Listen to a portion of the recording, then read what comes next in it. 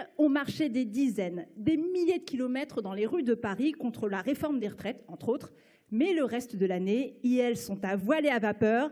Voici Rachel Vigne et Tariq Safraoui du collectif Les Avertis.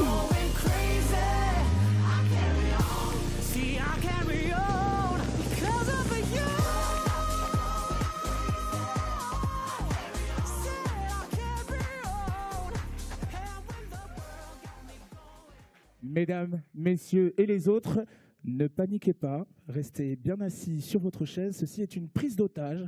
Nous avons bloqué les portes jusqu'à ce que la réforme des retraites soit annulée et que Macron ait démissionné.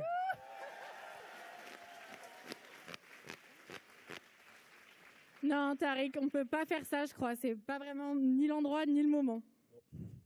Désolée, du coup. On enlève tout ça. Puis de toute façon, ça ferait trop plaisir à Darmanin, à Caroline Cayeux ou à Béchu. Donc, vaut mieux pas le faire.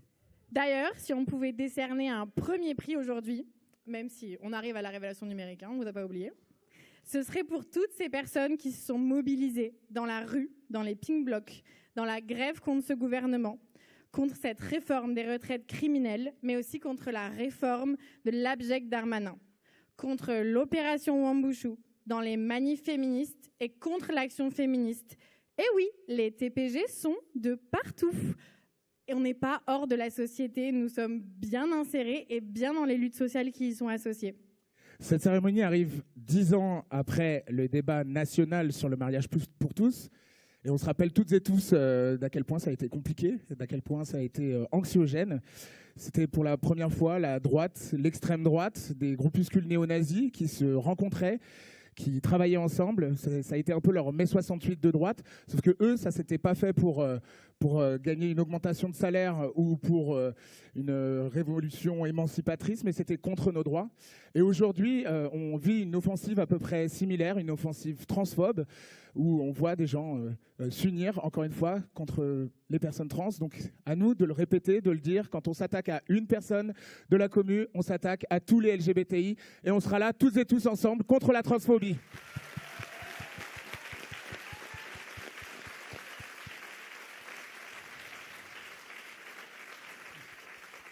Pas sûr qu'il y ait besoin de le préciser, mais l'extrême droite est notre ennemi mortel. On l'a vu au Brésil, en Hongrie, en Pologne, en Russie et maintenant en Italie. Déjà, la liste est trop longue. Avant d'être une fille APD, Marine Le Pen est surtout la meilleure copine des homophobes.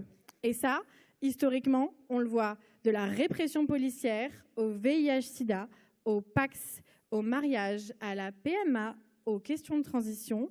L'extrême droite n'a jamais été dans notre camp et s'est toujours attaquée à nous. Et aux plus précarisés de nos communautés, aux folles, aux malades, aux anormaux et aux hors normes. Et si certains, gloire à eux, pensent que vraiment leur racisme débile les protégera de l'homophobie, c'est une erreur monumentale, fatale et mortelle.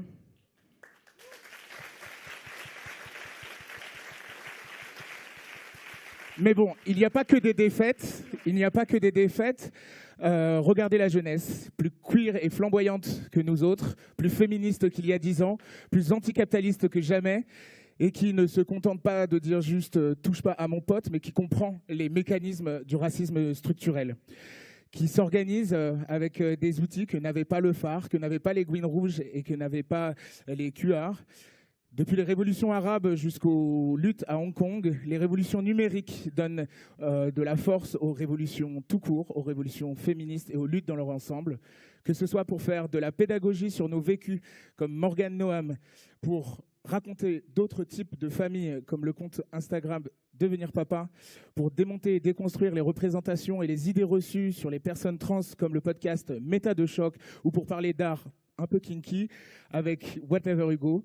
Nous sommes là pour célébrer les personnes qui donnent de la voix à nos existences sur les réseaux sociaux.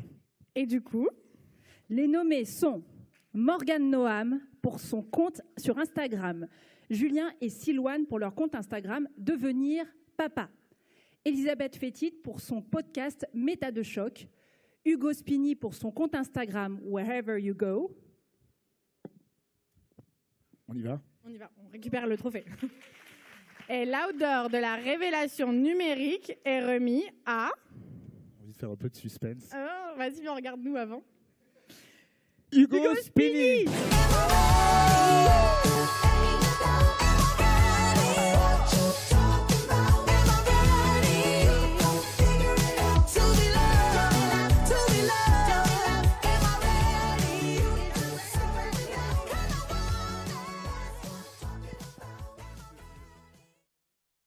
Allô, allô, c'est bon?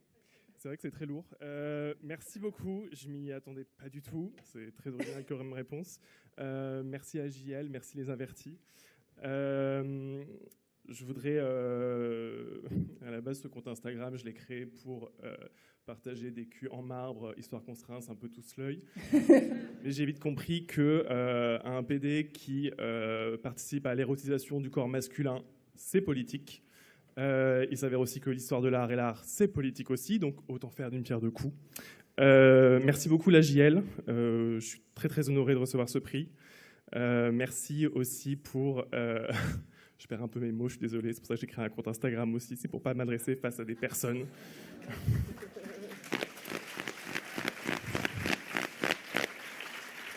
Je voudrais remercier, féliciter aussi tous les nommés de cette catégorie qui participent à la visibilisation des personnes queer et des sujets queer. Je voudrais remercier spécifiquement les artistes, les curateurs, les curatrices, les chercheuses, tous les professionnels de l'art qui participent aussi à créer de nouvelles narrations queer. Merci de leur confiance, de m'avoir accordé leur confiance et de continuer à me l'accorder pour aborder ces questions avec eux et le vulgariser. Et voilà, et merci encore et très bonne soirée à vous.